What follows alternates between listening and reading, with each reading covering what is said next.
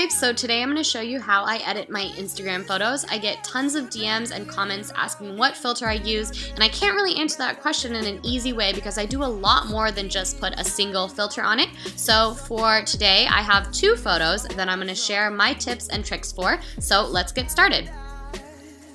The two photos that I have are a colored shirt one and a black and white one. The colored one has a teensy bit of a tweak on it just to make sure that my colors don't come out weird, so I'm going to start with that one.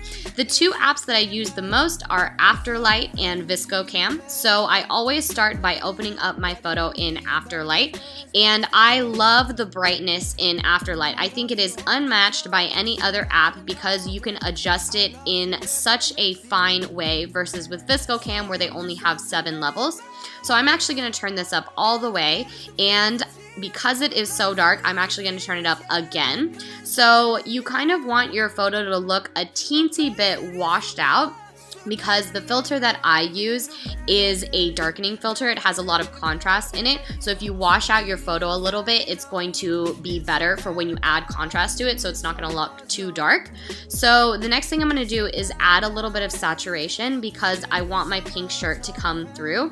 So I'm gonna add between 15 to 20, and I actually think that 15 is the best for this photo because otherwise my background starts looking a little bit yellow.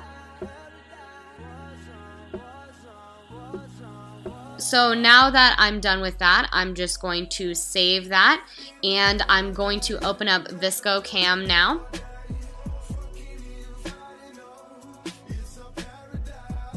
My favorite filter, which is a 5, and the other filter that I really love is a 6, but because I have denim in this one, I'm going to choose the cool tone one. You can tell that A6 is the warm tone one, so I'm going to choose the cool tone, and it's making that pink shirt look a little bit weird, so I'm going to turn that down a little bit. I think I like about 7 for this one. So then, because I want that pink to come out even more, I'm going to tint the photo a little bit so you guys can see that now the pink has been added even more. And I'm going to save that. And so because, again, I love the brightening in Afterlight, I'm going to go back in to Afterlight to do my background. So now you guys can see that this was the ViscoCam edit, and this was the edit that I just did in Afterlight. So now you can see that it's more cool tone and the pink has been boosted a little bit. And so now I'm just going to take that up a notch further, and I'm going to add highlight. So what the highlight does is just takes all of the highlights and emphasizes it. So now you can see that my background is getting even more white, and I think I'm going to turn that up to about 25. So you can see that it added just that little bit of brightness to everything. And if you want to add even more brightness, you can turn the contrast up. But as you can see, my shorts are getting kind of weird with the contrast, so I think I'm going to only turn it up to about 20. So you can see that my photo went from very dark to light in just a couple simple steps, but it was definitely more than one filter. So now I'm going to show you guys a black and white version because I don't need to tint with that, and I also have some other tips on black.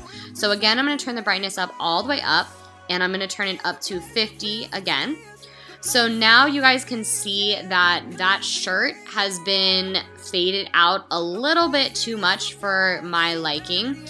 And although the filter will fix some of this, it's not going to fix all of it. So I'm just going to take the exposure and I'm going to turn that down a little bit so that I can still keep the brightness of the sheet without having to lose the fading in my black shirt.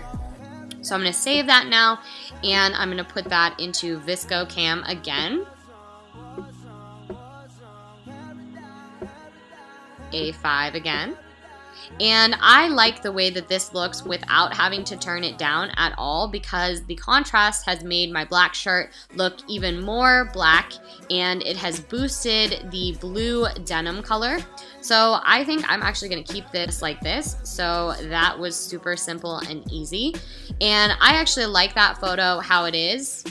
But if you do want to add even more, white to your background, you can go back in to Afterlights. And so I'll just show you that this was the original Afterlight photo that was boosted with Afterlight, and this is the now Visco Cam with A5 filter.